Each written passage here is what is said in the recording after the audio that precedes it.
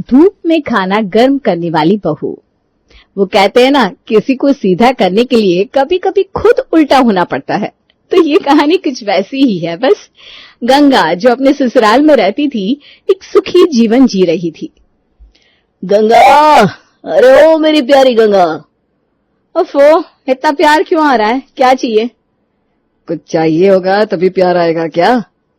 नहीं, ऐसा नहीं है, पर मुझे ऐसा लगा।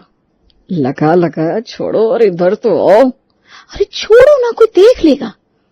ओहो, तुम तो ऐसे बोलती हो जैसे हम लोग पति पत्नी नहीं बल्कि गर्लफ्रेंड बॉयफ्रेंड हो। बहू, अरे ओ बहू, छोड़ो, मुझे माँ जी बुला रही है। अरे माँ जी तो बुलाती रहती है। गंगा हाथ छुड़ाकर बाहर भागी और अपनी सास राम प्यारी के पास हाँफती हुई पहुंची। अरे पीटी उषा क्यों बन रही है?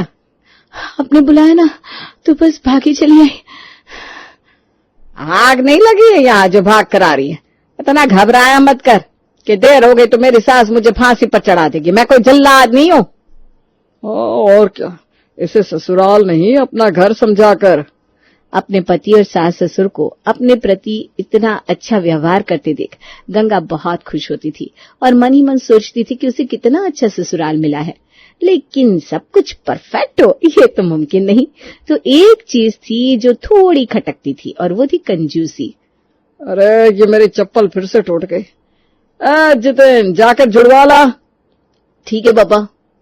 अरे पापा जी, ये कई बार टूट चुकी है, आप नई क्यों नहीं ले लेते? अरे जब 10 रुपए में काम चल रहा है तो 200 रुपए खर्च क्यों करना? गंगा चुप रह गई। उसी रात की बात है, खाना तैयार था। गंगा ने मजेदार दाल बनाई थी और जब वो खाने के लिए सबको बुलाने जा रही थी तभी सौरभ, मोहन और जितिन किसी काम से बाहर चले गए। गंगा को अंदाजा नहीं था कि वो कितनी देर में लौटेंगे, इसलिए उसने सोचा कि वो और राम प्यारी पहले खा लेते हैं। बहू, आज तो दाल बढ़िया बनी है, मजा आ गया। बस माँ जी, आपका प्यार मिला हुआ है इसमें। वाह, अब तो मैं रोज दाल में प्यार मिलाया करूंगी। वो दोनों मजे से खाना खाते हैं। थोड़ी देर बाद दरवाजे पर खटका होता है। अरे कोई है क्या? मैं आ गया। अरे तू अकेला आ गया? तेरे पापा और जितिन कहाँ है?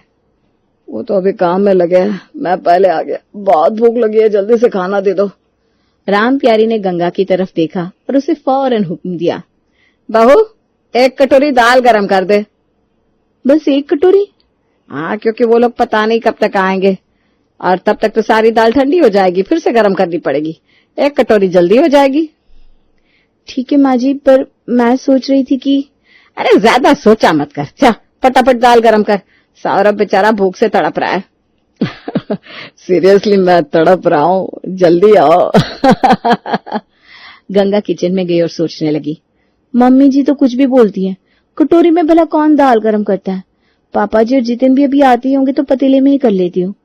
वो पतीले में दाल गरम करने लगी, लेकिन पतीले में दाल गरम होने में थोड़ी देर लग रही थी।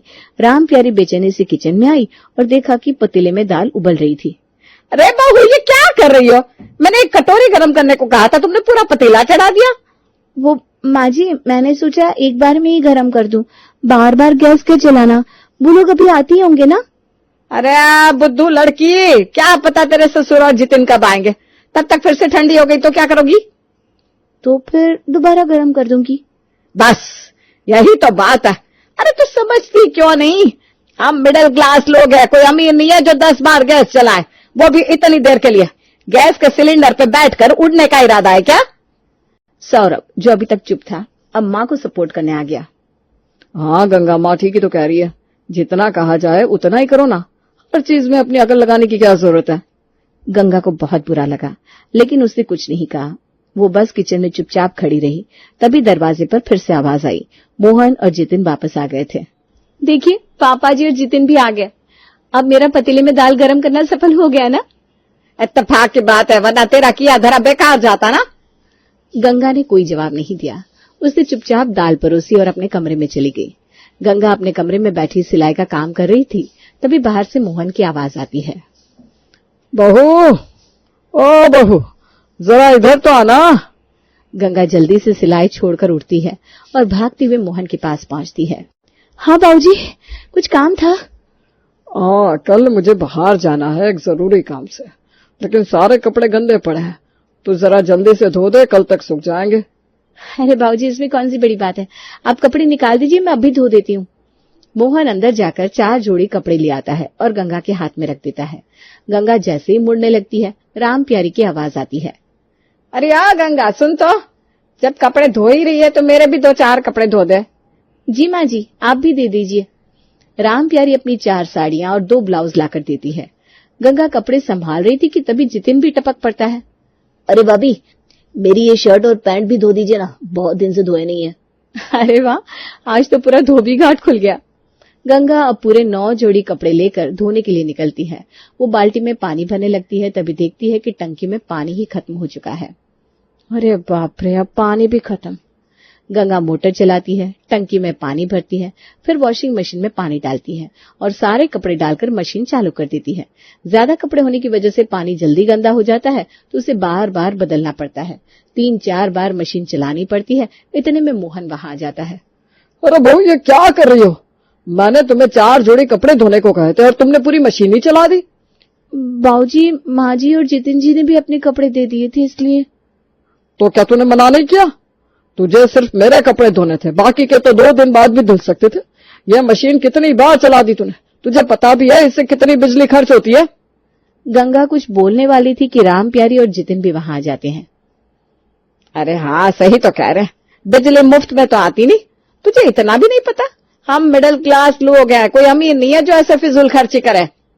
भाभी, आगे से ध्यान रखना, अगर ऐसी कोई नौबत आए तो हमें मना कर देना, हम खुद धो लेंगे।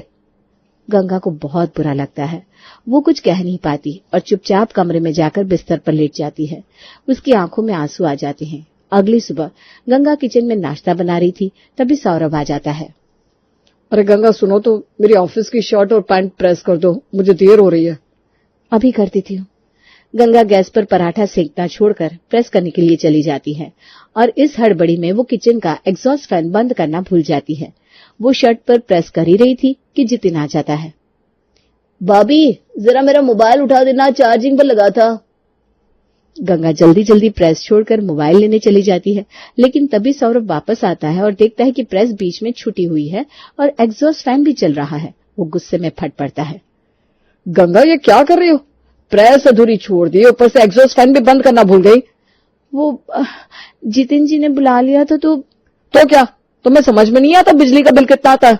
कल ही पापा ने समझाया था और आज फिर वही गलती। अरे पर मैंने जानबूझकर नहीं किया। तुम्हें हर चीज में बचत करनी आती नहीं क्या? मैं इतना भी नहीं कमाता कि तुम यूं ही बिजली फूंकती रहो। गंगा के चेहरे का रंग उड़ जाता है। वो चाहकर भी कुछ नहीं बोल पाती।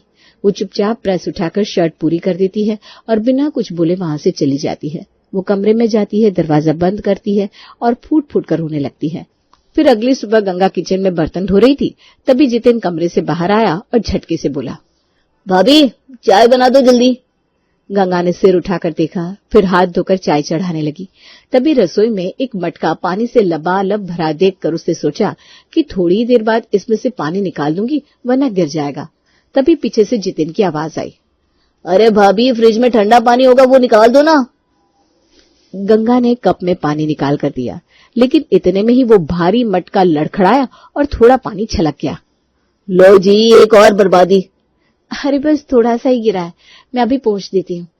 नहीं भाभी, तुम्हें ना चीजें बर्बाद करने की आदत है। अभी पानी गिराया, कल गैस जलती छोड़ दी, उससे पहले बिजली बर्बाद कर दी। अरे कोई तो रोको इसे। अपने छोटे देवर के मुंह से ऐसी बातें सुनकर गंगा के चेहरे पर गुस्से की लकीरें खींच गई। मैंने कब गैस जलती छोड़ दी? गंगा ने पलटकर पूछा। याद नहीं, कल आप सब्जी बनाने के बाद गैस धीमी करना भूल गई थी, पापा ने देखा था। अरे वो तो सिर्फ 2 मिनट के लिए हुआ था, मैं चावल छान रही थी। हाँ हाँ, यही कहती रहो, पहले बिजली, फिर पानी, फिर गैस, फिर आटा, झाड़ू, सब कुछ बर्बाद करने का ठेका ले रखा है आपने। गंगा का गला भर आया, लेकिन उसने खुद को संभाला। अरे इतनी भी बड़ी बात नहीं है। नहीं भाभी, बात बड़ी है। अब तो हमें तुम्हारे हर कदम पर नजर रखनी पड़ेगी। तभी वहां कुछ ही देर में पूरा परिवार इकट्ठा हो गया। गंगा को सामने बिठाया गया और सुधार सभा शुरू हुई। गंगा बहू, तुम्हें घर के नियमों का पालन करना चाहिए। इतनी सारी चीजों की बर्बादी ठीक नहीं है। नहीं तो क्या, कोई इतना लापरवाह कैसे हो सकता है? तुम जहां से आई हो वहां ये सब होता होगा, पर यहाँ नहीं होता। एक दिन में पानी गिराना, बिजली जलाना, गैस फूंकना, कमाल है भाई। अरे पर आप लोग। अरे वरे छोड़ो, हमें तुम्हारे लिए अफसोस हो रहा है। तुम्हारी गलती पर डांटने के बजाय हम तो बस तुम्हें सुधारने की कोशिश कर रहे हैं। गंगा शॉक्ड रह गई। उसका पति भी ऐसे बोल रहा था जैसे वो घर में कोई बोझ हो। गंगा की आंखों में आंसू आ गए। वो बिना कुछ बोले अपने कमरे में चली गई और खुद से कहा, अब बहुत हो गया। ये लोग समझते हैं कि मैं हर चीज बर्बाद करती हूँ, लेकिन असल में मैं इनके हिसाब से ही चलती हूँ। अब इनको सबक सिखाना ही पड़ेगा। गंगा अपनी पड़ोसन शीला से मिलने गई और उसे सारी बात बताई। शीला हंसकर बोली, अरे गंगा, ये लोग शुरू से ही बहुत कंजूस है। तुम्हें इनकी आदतों के हिसाब से खुद को नहीं चलाना चाहिए। इनको एक बार एहसास कराओ, इनको कुछ भी करके समझाओ, वरना जीवन नरक हो जाएगा तुम्हारा। अब तो यही करना पड़ेगा। अगली सुबह गंगा अपने प्लान पर अमल करने लगी। सुबह सुबह मोहन कमरे से बाहर आया और बोला, बहू पानी गर्म कर दो, मुझे नहाना है। जी पापा जी, अभी रख देती हूँ। ये कहकर वो पानी गर्म करने के लिए बाहर निकल गई। 20 मिनट बाद मोहन ने आवाज लगाई, बहू पानी गर्म हुआ कि नहीं? अभी नहीं, बस थोड़ा और इंतजार करिए। 20 मिनट और गुजर गए तो मोहन चिल्लाया, अरे बहू पानी गर्म कर रही हो या बिरबल की खिचड़ी बना रही हो? गंगा अंदर आई और मासूमियत से बोली, अभी धूप थोड़ी हल्की है ना पापा जी, थोड़ा और इंतजार कर लो। धूप? पानी गर्म करने के लिए हीटर नहीं लगा? नहीं, मैंने सोचा धूप से भी तो पानी गर्म हो सकता है, क्यों ना सूरज की गर्मी का फायदा उठाया जाए। मोहन का दिमाग झन्ना गया। क्या तुम धूप में पानी गर्म कर रही हो? तुम्हारा दिमाग खराब है क्या? अरे आप ही तो कहते हैं मैं बिजली बर्बाद करती हूँ, तो मैंने सोचा बिजली बचाने का यही सबसे अच्छा तरीका होगा। मोहन को ये सुनकर गुस्सा आया और वो ठंडे पानी से ही नहाकर चला गया। गंगा का धूप में पानी गर्म करने वाला आइडिया जब बाकी घर वालों को पता चला तो सब हंस हंस कर लोटपोट हो गए। उन्हें लगा कि गंगा मजाक कर रही है, लेकिन उन्हें क्या पता था कि ये कोई मजाक नहीं है, बल्कि आने वाले समय में ये उनके लिए एक बड़ा सबक बनने वाला था। अरे गंगा, तुम भी ना क्या करती हो। तुमने तो पापा को गुस्सा ही दिला दिया। लेकिन मजा आया। हाँ मजा तो आया। अच्छा बस करो, अपने बाप का मजाक उड़ाते शर्म नहीं आती। सब लोग हंसी मजाक में लगे हुए थे, तभी सौरभ बोला, अच्छा सुनो गंगा, मेरी शर्ट प्रेस कर दो। कल करके रखी थी ना, पर क्रीज खराब हो गई है। अभी करती हूँ। ये कहते ही गंगा ने एक लोहे का पटला उठाया और छत पर भाग गई। अरे इससे क्या हो गया? लगता है कोई जरूरी काम याद आ गया होगा। थोड़ी देर तक जब गंगा वापस नहीं आई तो सौरभ खुद देखने गया। बाहर का नजारा देखकर उसके होश उड़ गए। गंगा छत पर पटला धूप में रखकर उसके गर्म होने का इंतजार कर रही थी। अरे गंगा, तुम यहाँ क्या कर रही हो?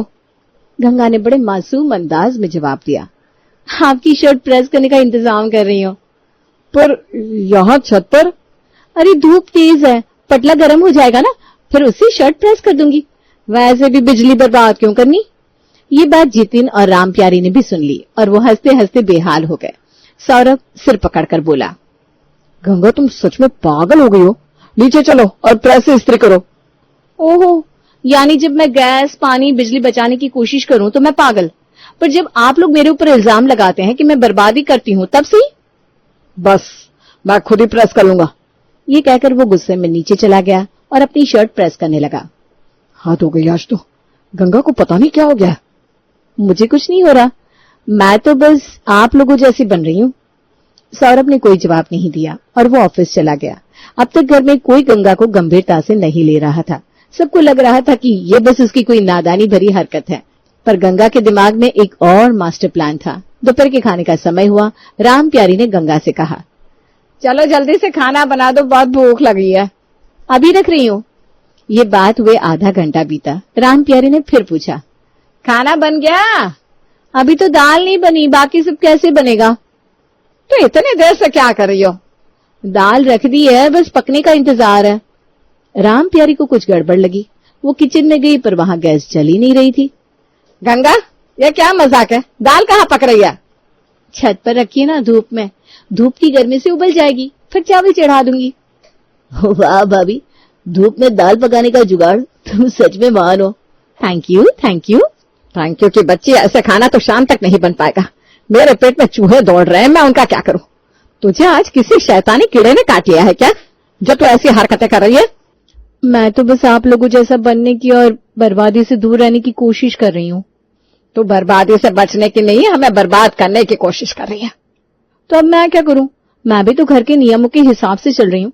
बिना जरूरत की बिजली, गैस, पानी कुछ भी खर्च नहीं करूंगी। राम प्यारी गुस्से में किचन में गई और खुद खाना बनाने लगी। दिन तो जैसे तैसे बीत गया, पर अब रात के खाने की बारी थी। चलो अब सही से खाना बना दो। दिन भर जो नौटंकी कर रही थी वो काफी हो गई। कैसे बनाऊं? गैस जलाऊंगी तो गैस खर्च होगी, इंडक्शन चलाऊंगी तो बिजली जलेगी और धूप तो है नहीं। अब बताइए क्या करूं मैं? अब तक सबके सब गुस्से से लाल हो चुके थे। सौरभ गरज कर बोला, गंगा बस करो, जल्दी से किचन में जाओ और खाना बना दो। नहीं नहीं नहीं नहीं, मैं अब कुछ बर्बाद नहीं करूंगी। आज तक आप ही लोग कहते आ रहे थे कि मैं चीजें बर्बाद करती हूँ। अब मैं हर चीज को बचाऊंगी। और फिर हम खाएंगे क्या? बाहर से मंगवा लीजिए। बाहर से? हम बिजली बचाने के चक्कर में 4 गुना ज्यादा पैसा खर्च करें? अरे तो क्या हुआ, आखिर संसाधनों की बर्बादी तो नहीं होगी।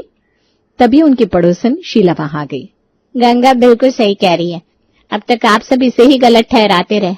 अब जब ये वही करने लगी जो आप चाहते थे तो बर्दाश्त नहीं हो रहा। अब जितिन और बाकी घर वालों को समझ में आ गया कि गंगा ने ये सबक सिखाने के लिए किया था।